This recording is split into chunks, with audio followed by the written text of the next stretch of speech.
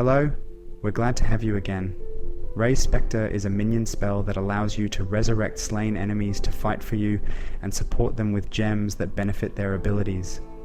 Their skills and damage vary a lot, and the variety of enemies you can resurrect is overwhelming. This guide will focus on a Wretched Defiler.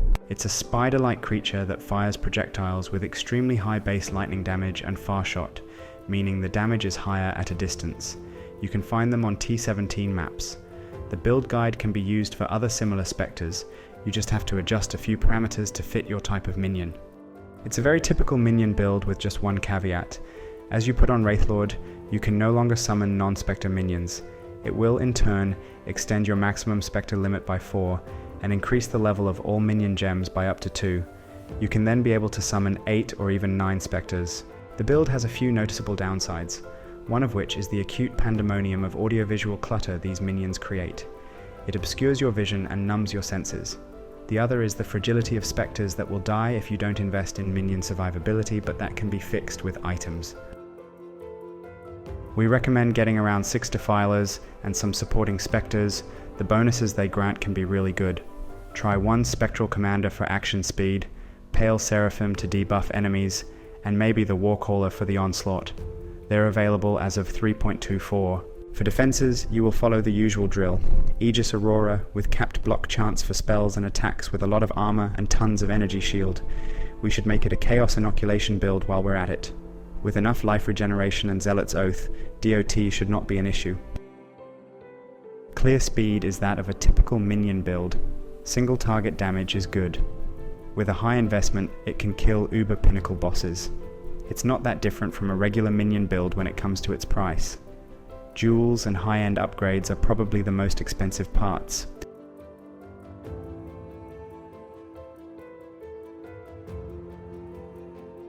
The price of some of the unique items may vary. The necessary ones are Wraithlord and Aegis Aurora. The Brass Dome, Perquel's Toe, and Darkness Enthroned are quite likely the best in slot uniques for our configuration. Wraithlord lets you have up to 4 additional Spectres and increases the gem level of all your minion skill gems. Remember to put Ghastly Abyss jewels there.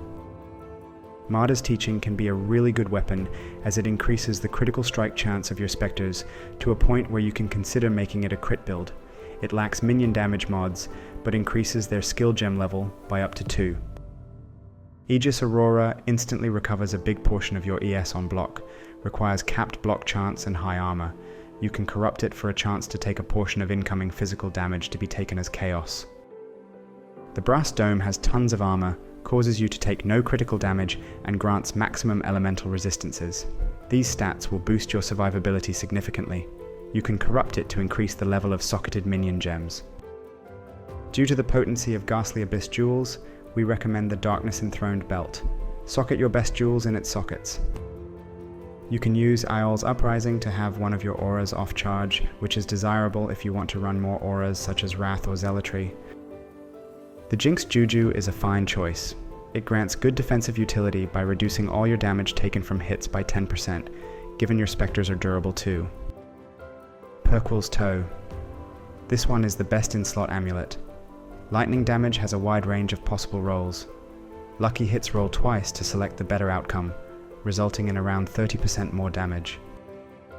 You can create Chilling Grounds with Cold Snap, Vortex, or Frostblink if using Algor Mortis, and increase the lightning DPS output of your minions. It's a great option if you already have your attributes and resistances sorted out. Unending Hunger grants your minions a 50% chance for a Soul Eater buff on kill for increased cast speed, 5% per stack.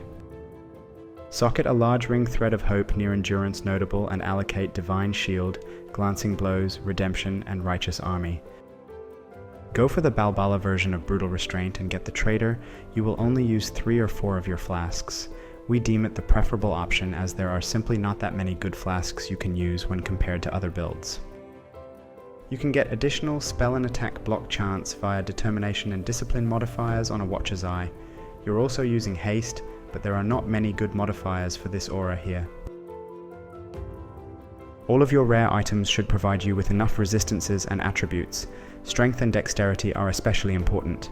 After that, look mainly for Energy Shield, Armor, and Life Regeneration. Your minions deal non-critical lightning damage with spells. To boost their survivability, get them 25% of all elemental resistances, 50% chaos resistance, minion life, life leech, and increased gem level. Convoking Wand is the best wand type which can roll minion modifiers. You're looking for generic minion damage, minion cast speed, and gem level for minion spells. An 8-second trigger can be crafted. It's a suffix. A rare pair of boots with basic defenses and freeze immunity will be great here. For the Eldritch mods, get the increased effect of Flesh Offering and cooldown recovery rate for Enduring Cry. On the belt, look for something with the highest possible defensive stats. Strength is a very common modifier, try to get it here. Stygian Vise is the best base because of the extra abyssal socket, though it can get much more expensive. We recommend bone rings with modifiers to enhance your minions' damage and mobility. For other mods, seek attributes, resistances, and energy shield. Reduced mana cost of skills can be crafted. Just aim for high defensive stats and attributes on your gloves. Dexterity can be found on all types of gloves. For Eldritch mods, get increased minion damage and lightning exposure on hit. Abyss Jewels, aim for increased damage, cast speed, or added lightning damage for your minions. For your character, look for energy shield, armor, and life regeneration. Use 1 or 2 large cluster jewels with 12 passives, each with an increased passive effect. The small nodes shall increase your minions' attack and cast speed, grant you energy shield, and attributes or elemental resistances. Such jewels can get expensive. Rumi's Concoction is a great utility flask which increases your chance to block and your armor rating. Go for it only if you're not on 75% chance to block spells and attack. It should not be needed later. Granite, Basalt, and Quicksilver Flask are what we recommend. Their suffixes shall increase your armor, movement speed, reduce the effect of shock on you, or reduce the effect of curses on you.